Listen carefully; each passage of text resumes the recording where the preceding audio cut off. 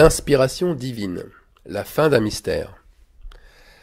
Le psalmiste qui parle à Dieu proclame « La révélation de tes paroles est claire. Elle donne de l'intelligence aux simples. » Psaume 119, 130. Mais où sont ces gens simples? Ces gens qui sont éclairés par la révélation, où sont-ils? On ne les voit pas. Ils semblent réprimés ou cachés. Ce sont d'autres personnes d'un tout autre genre qui se lèvent et qui se placent dans la lumière. Moi, je suis à chaque fois surpris par l'assurance qu'ont tous ces nombreux prédicateurs qui savent à l'avance sur quoi ils vont prêcher. Il y en a qui disent à leur assemblée qu'ils vont prêcher sur tel thème la semaine prochaine, qu'ils vont faire une série sur un thème précis et que cela durera plusieurs semaines. On dirait que tout est déjà écrit et qu'ils n'ont plus qu'à ressortir leurs vieilles notes et les remettre en ordre pour annoncer une révélation. Certains rajoutent même « Dieu voulant », comme si ce qu'ils ont préparé pouvait, au dernier moment, être remplacé par un message de dernier instant. Et je sais que la tromperie est là aussi par ceux qui veulent se montrer soumis au Saint-Esprit, alors qu'il n'a plus la place parmi eux depuis bien longtemps. Ils aiment jouer aux êtres spirituels, et c'est leur intérêt de garder une part de mystère sur leur inspiration.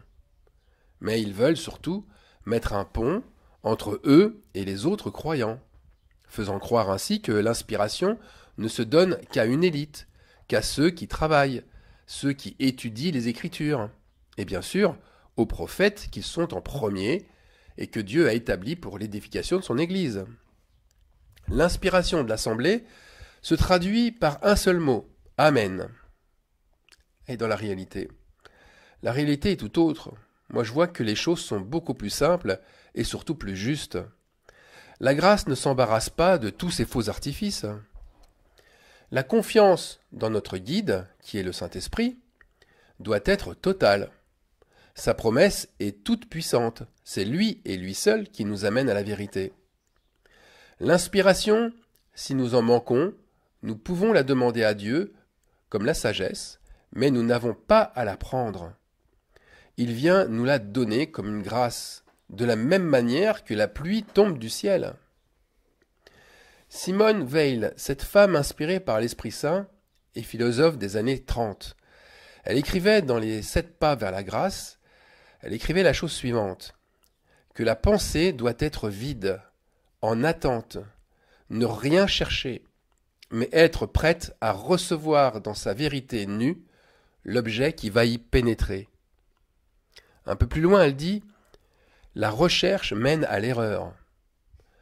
Et elle dit aussi que seul le vide attire la grâce. Alors attention, faire le vide, ce n'est pas là un exercice de méditation ou entrer en transe. C'est se débarrasser de sa culture et de soi-même. Et c'est laisser la place nette pour la parole de Dieu.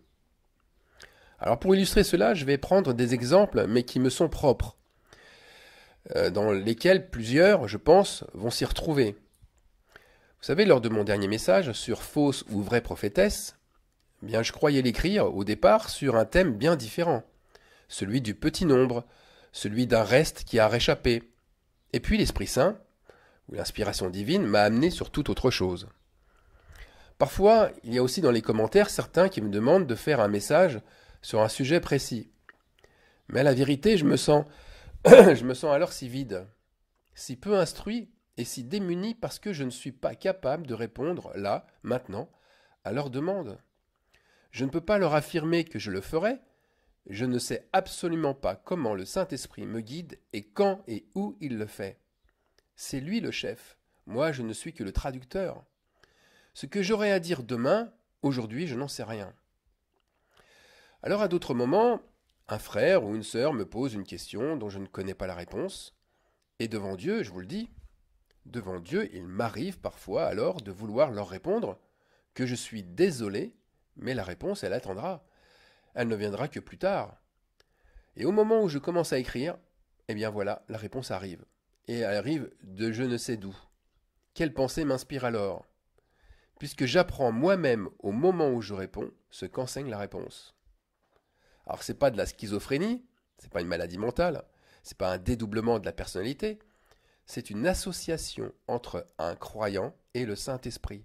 C'est ce que je crois au plus profond de moi. Si nous avons besoin sans cesse de ce que pensent les autres pour nous enseigner à quoi sert l'onction que nous avons reçue, ce qui est important à retenir pour chacun, c'est que nous devons nous préparer à accueillir ou à recevoir l'inspiration. L'inspiration ne vient pas en la forçant, c'est elle qui impose sa loi. L'inspiration divine vient quand on ne s'y attend pas. Il m'est arrivé combien de fois, alors que j'étais sur le point de prendre mes affaires pour partir travailler, ou pour faire une tâche précise, de recevoir des pensées venant du Saint-Esprit. Et je me vois encore me rasseoir rapidement pour noter ce que je venais de recevoir. Ou je me vois encore me garant au plus vite, ça c'est pour ma voiture, garant ma voiture au plus vite sur un parking le plus proche, pour conserver en mémoire les pensées que je venais de recevoir. À un autre moment, parti travailler en avance, ne sachant pas pourquoi, j'ai su que ce temps était en fait destiné à me rendre disponible pour méditer des pensées divines.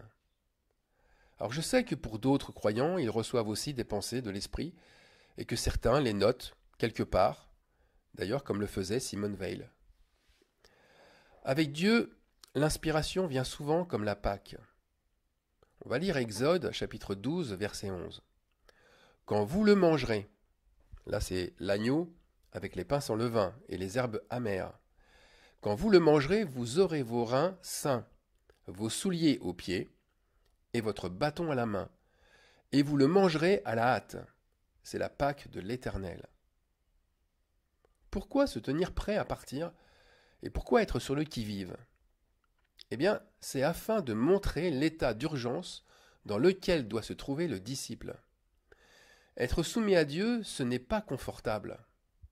On mange à la hâte, on est debout sur le palier de la porte, et Jésus, lui aussi, n'avait aucun endroit où poser sa tête. Ça veut dire que la foi, elle demande de se préparer à l'imprévu comme à l'imprévisible. Mais aussi, la foi, c'est manger à la hâte, et manger à la hâte, ça signifie que la nourriture que Dieu nous donne ne doit pas rester longtemps sans être ingérée. Aussitôt reçue, cette nourriture doit être annoncée et vécue. L'inspiration divine, elle suit exactement le même chemin. Elle vient quand on ne l'attend pas, elle bouleverse les habitudes, elle casse les codes et les credos, et elle vient parfois dans l'urgence, ou juste avant de partir, ou encore au moment où il se fait tard et qu'il est l'heure de se coucher. Et là, je parle bien en connaissance de cause. L'inspiration, parfois aussi, vous réveille à l'aube, en même temps que s'évaporent les brumes de la nuit. Une autre fois, c'est juste un mot, une phrase, un verset, une attitude, un coucher de soleil, une lune rouge, une étoile brillante au matin, un palmier isolé qui va susciter un début de réflexion ou le point de départ d'un nouveau message. Ensuite, tout doit se faire rapidement. Ce que l'on reçoit doit être, je le répète, c'est très important, ce que l'on reçoit doit être annoncé et vécu le plus vite possible. C'est comme la manne des Israélites. À peine tombée du ciel, elle devait être rapidement mangée. Le lendemain, cette manne n'était plus comestible. On va lire dans Exode, chapitre 16, verset 19. Chacun ramassait ce qu'il fallait pour sa nourriture. Moïse leur dit que personne n'en laisse jusqu'au matin. Le mot inspiration, c'est pneuma en grec. Et ce mot peut se traduire par mouvement d'air. L'esprit vient comme un courant d'air. On ne sait d'où il vient et on ne sait d'où il va. Et d'ailleurs, c'est là le problème. L'esprit est-il bien disposé ou est-ce un esprit mauvais, menteur, destructeur qui souffle à ce moment-là? Comment le reconnaître et être sûr de ses bonnes intentions? Il y a des mauvais esprits. On l'a vu avec un des messages, Beth Aven, la maison hantée, ou des démons qui ferment les portes en créant des courants d'air. Ils inspirent comme le ferait le Saint-Esprit. Ils créent une émotion, un sentiment de culpabilité, de remise en cause chez l'auditeur. Et pourtant, ils sont faux. L'imitation est quasi parfaite, mais c'est un vent de tourment qui souffle. Le vent mauvais existe, on le perçoit annonciateur de jours difficiles, comme des jours de dépression, la pénurie, la guerre que l'on pressent devenir irrémédiable. La malédiction, elle fait vraiment figure de vent mauvais. Mais alors comment faire tourner le vent en sa faveur, pour qu'il soit bon et pour que sa bénédiction nous rafraîchisse? Comment profiter de son onction et être bien inspiré? Alors, bien entendu, ce n'est pas une affaire de clergé, ou de grands frères, entre guillemets, des grands frères dans l'Église, ou encore, c'est pas une affaire d'un lieu ou d'un moment plus saint qu'un autre. C'est une affaire d'amour. L'inspiration vient par l'amour que nous avons reçu et que nous faisons croître pour notre Seigneur Jésus-Christ. À la question de Jude, qui n'est pas Judas Iscariote, c'est Jude, dans Jean 14, 22. Voilà la question. Seigneur, comment se fait-il que tu vas te manifester à nous et non pas au monde? Ici, se manifester, c'est répandre son esprit. Rien à voir avec une apparition surnaturelle.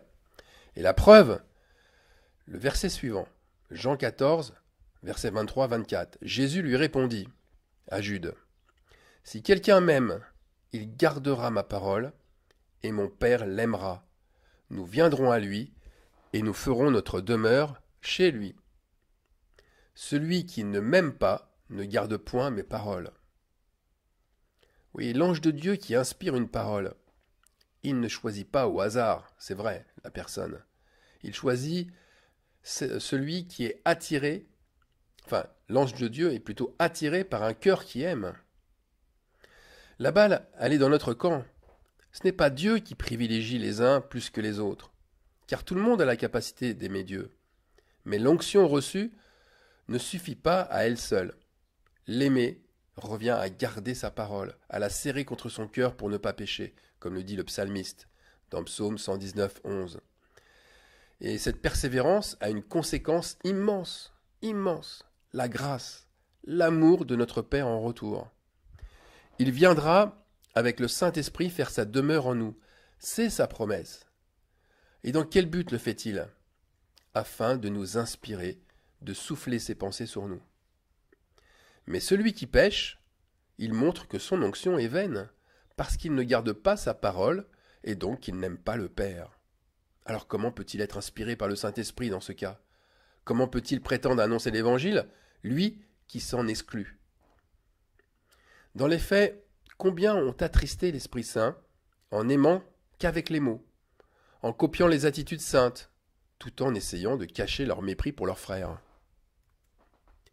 Le reconnaître et s'en repentir, mais c'est déjà un grand pas vers le retour de l'inspiration divine. N'attendez pas de moi que j'aille dans le sens du courant religieux qui vous incitera toujours à attendre que cette manne spirituelle descende du ciel, mais pas sur vous, sur une tierce personne, pour nous la révéler, ou qu'elle nous arrive par une meilleure lecture des Écritures. Ce n'est pas la vérité, tout ça. C'est toujours notre être intérieur qui crée les conditions, ou la condition, pour que cette manne nourrisse notre âme. La manne céleste qui arrive dans un cœur dur, elle est un poison, rejeté instantanément. Elle ne porte aucun fruit. L'inspiration divine nous fait agir par et non pour. Ça veut dire qu'un cœur irrégénéré, ce cœur-là, il agit le plus souvent poussé pour. C'est-à-dire qu'il a besoin d'un mobile pour agir. Il agit par exemple pour son prochain, alors que l'homme ou la femme sainte agit poussé par le Saint-Esprit. Il n'a besoin de rien, d'aucun prétexte pour agir, et il agit sans se préoccuper de ses intentions. Il pense et il agit par inspiration. Amen.